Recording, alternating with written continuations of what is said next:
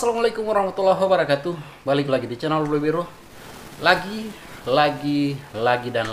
terjadi penghinaan terhadap simbol-simbol negara. Seperti yang kita ketahui, di tahun 2020 kita dihebohkan dengan penghinaan terhadap lagu Indonesia Raya. Kemudian seorang wanita yang menghina Pancasila.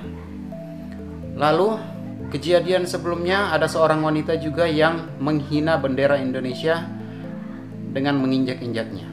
Sekarang lagi heboh tentang penghinaan terhadap bendera Indonesia lagi. Dalam sebuah akun TikTok yang bernama aldial266, dia melakukan kegiatan pembakaran terhadap bendera Republik Indonesia.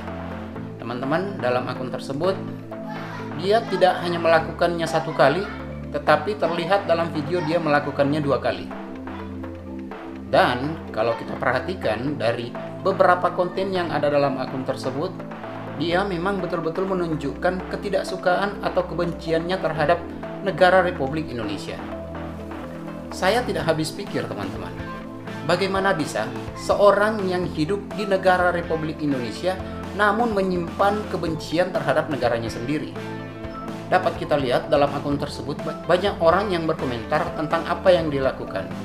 Namun terlihat dia membalasnya dengan membuat konten-konten berikutnya yang seolah-olah dia tidak mempunyai rasa takut dalam membuat hal-hal yang sedemikian rupa.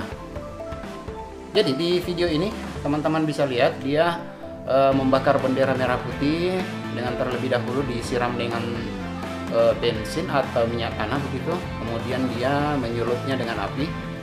Kemudian dalam video lainnya, lihat teman-teman di sini, video satunya lagi, dia membakar bendera merah putih, namun ini tidak dalam bentuk bendera, tetapi bisa kita lihat bahwa warna yang ditunjukkan ini seperti bendera merah putih. Kemudian dalam video lainnya lagi, ya, kalau teman-teman masih bisa mendapatkan akun ini di TikTok, nama akunnya itu @aldial266, ya. Banyak konten-konten yang menunjukkan bahwa memang betul-betul dia tidak menyukai atau memperlihatkan memang kebencian terhadap negara Republik Indonesia, teman-teman. Jadi di sini kita tidak tahu, ya, apa motivasi dia, apa hal yang mendasari hingga dia bisa melakukan hal seperti ini. Dia bisa sangat bencinya terhadap negara Republik Indonesia. Mungkin kita tidak tahu, mungkin dia merasakan ketidakadilan atau apalah itu, ya, sehingga dia bisa melakukan hal-hal yang seperti ini. Namun sekali lagi saya katakan, hal yang seperti ini tidak bisa dibiarkan. Orang ini harus mendapatkan hukuman atau ganjaran yang setimpal atas apa yang dia perbuat. Ya, pemerintah kita sekali lagi tidak bisa tinggal diam. Dan mudah-mudahan orang ini